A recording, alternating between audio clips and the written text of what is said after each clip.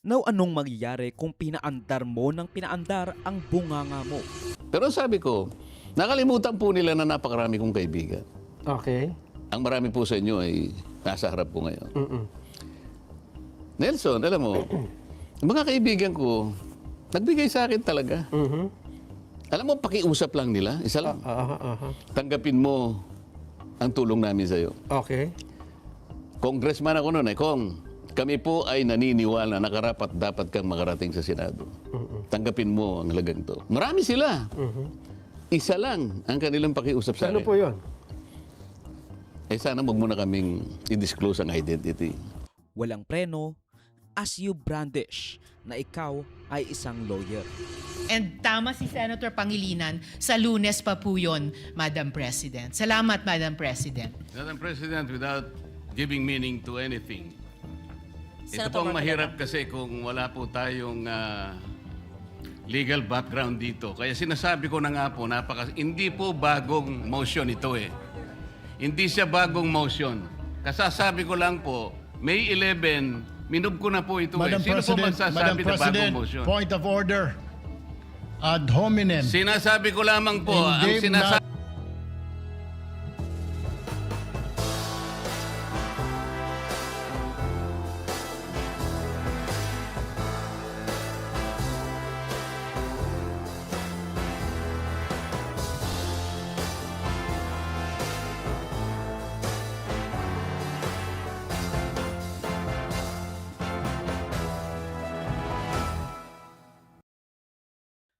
4 a.m., June 30.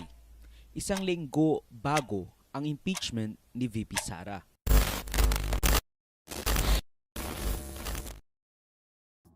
Nag-organisa ng isang emergency rally ang Iglesia ni Cristo nitong June 30 sa EDSA People Power Monument sa White Plains para raw sa pagsulong ng transparency at accountability sa gobyerno.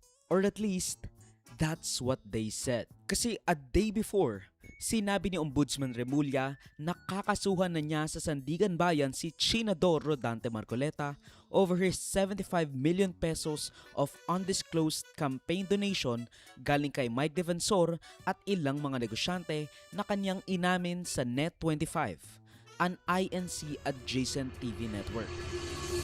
We didn't even ask this to happen.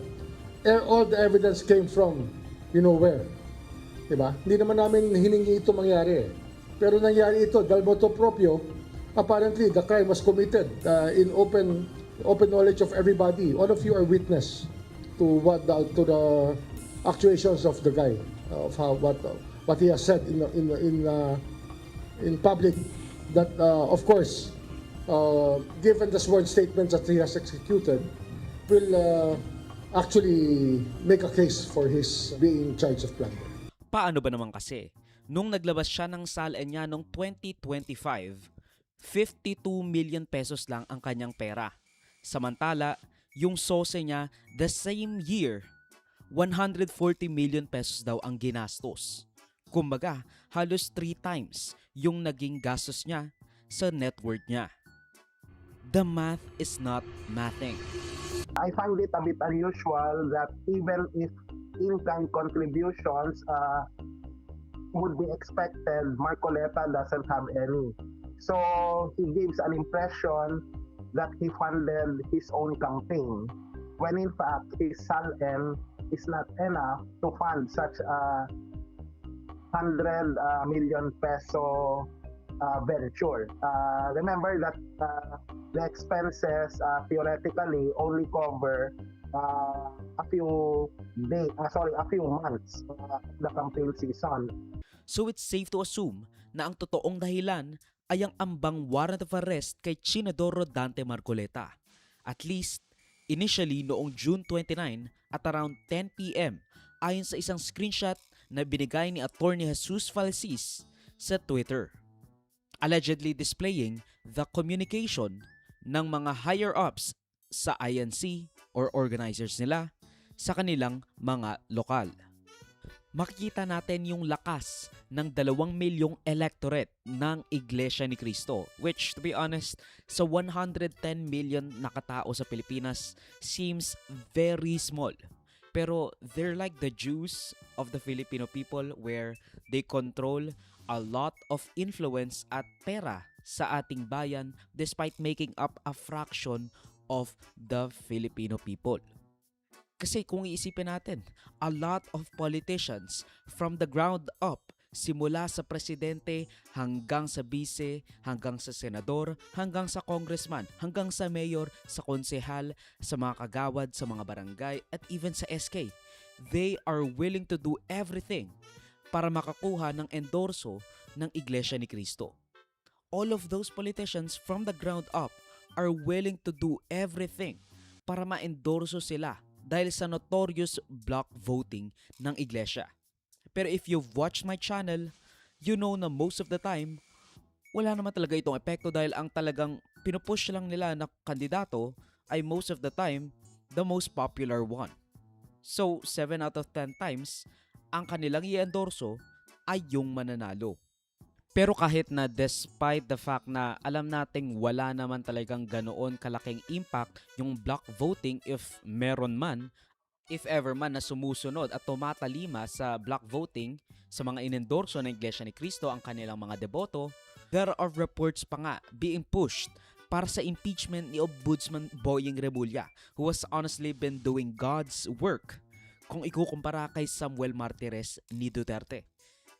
Kaso nga, dahil nga, again, kakalabanin niya ang Iglesia ni Cristo, a lot of politicians are bowing on their knees na impeach si Ombudsman Boying Remulla. Naka-break tayo ngayon, so wala naman tayong nasa-send so far na ganyan. So, di natin alam kung meron na. Ito rin ang naging pahayag ni Iloilo 1st District Representative at Deputy Speaker Janet Garin na nanindigang ginagawa lamang ng ombudsman ang kanyang trabaho. Dagdag ni Garin, wala rin siyang alam tungkol sa impeachment complaint laban kay Remulla. Ang tanging narinig niya lamang ay may naghahanap ng endorser para sana sa reklamo laban kay COMELEC Chairman George Garcia. Pero wala rin anyang kumagat dito. Well, may mag-speculate. Anything's possible sa politika natin. So, we just have to wait and see. Pero balik muna tayo dun sa kanilang rally. Ang problema nga lang kasi doon sa emergency rally nila is walang nakakaalam at hindi sila nag-file ng permit para mag-rally. Kaya nagulantang ang ating mga kababayan nung nakita nila na mukhang sarado na ang EDSA. Samantalang ilang libo lang naman ang tao na umattend sa rally na yon. Kumaga nakikita yung bottleneck, yung kung ano, yung mga pinakasensitibong parte ng ating bansa, subject at vulnerable to paralysis by a few thousand people. Naging malaking perwisyo rin sa mga motorista at commuters ang biglaang protesta dahil bukod sa pagpaparking ng mga bus nila na nangaharang sa buong EDSA White Plains at even the Ortigas flyover, sa mga tao na umaharang sa kalsada, pati yung EDSA busway na para sa mabilis na pagpasok sa trabaho ng mga commuters, hinarangan nila ng bus nila, hinarangan nila ng tao nila.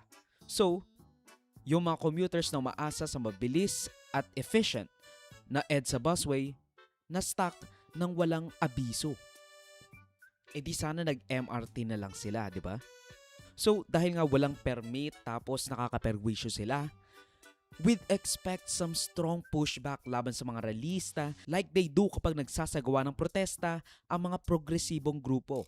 Madalas nga may riot gear pa sila at dose-dose ng protesters ang nakukulong. Pero on the contrary pa nga dahil itong mga rallyista nung lumipat sila papuntang Liwasang Bonifacio nang bawiin ng QC ang permit to rally at nagsuspinde ng klase si Mayor Disco Moreno.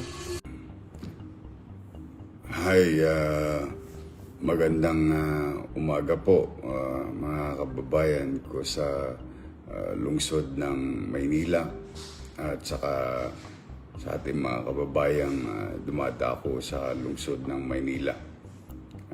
Sana po ay nakapagpahinga na kayo at kung sakaling kayo natutulog pa, lalo na sa mga magulang at mga bata na umaasa ng announcement sa lungsod dahil alam nyo naman po at napabalita na kagabi na magkakaroon po ng rally yung ating mga kapatid sa Iglesia ni Cristo from EDSA ay lilipat ng Liwasang Bonifacio.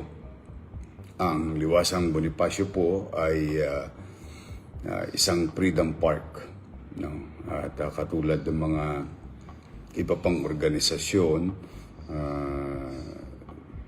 na nagsasaad ng kanilang damdamin sa publiko na nagagamit ang Liwasang Bonifacio ng walang permiso, sapagkat liliwanagin po natin maigi para po walang kalituan sa lahat. Ito po ay isang Freedom Park. Pinuntahan pa sila ng DSWD para mamigay ng pagkain sa mga nagpoprotesta.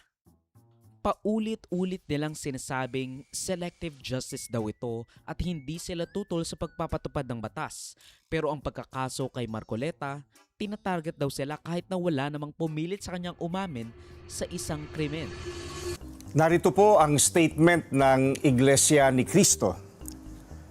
Hindi tutol ang Iglesia ni Cristo sa pagpapatupad ng batas. Pero tutol kami sa pagbaluktot sa batas, lalo na kung ang layunin ay para pagtakpan ang katiwalian. Gaya ng alam ng marami, si Senator Dante Marcoleta ay nanguna sa pag-iimbestiga sa isa sa pinakamalaking pandarambong na naganap sa ating kasaysayan. Sinimulan niya ito nang siya pa ang chairman ng Blue Ribbon Committee ng Senado. Subalit, pinalitan ng liderato ng kumiting ito. Gayunpaman, itinuloy niya ang paghahanap ng hustisya para sa atin na mga mamamayan. Ang ipinagtataka namin ay kung bakit siya na nagsusulong sa pag-expose ng mga sangkot sa napakalaking pagnanakaw sa Pilipinas ang kakasuhan at ipakukulong sa halip na ang mga na-expose.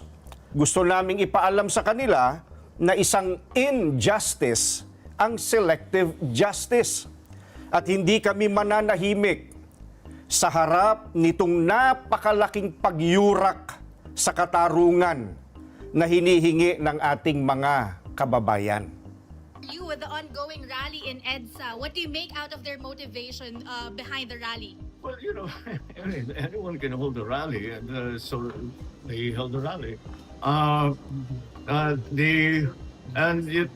Malakas ang loob ko kasi sa buong kasaysayan, ang iglesia, pag nag-rally, kahit napakarami, hindi sila nanggugulo.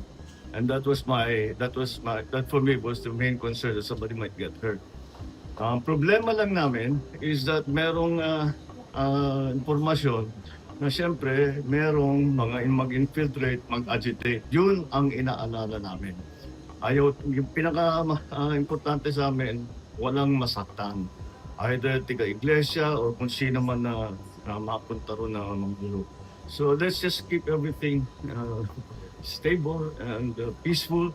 And so far it has been. So I thank everybody involved for keeping it safe for everybody. Sir, and your reaction to their allegation that your administration has been having a selective kind of justice daw po? You have their opinion. I believe they're wrong. Thank you, sir. Thank you, sir. Safe travel.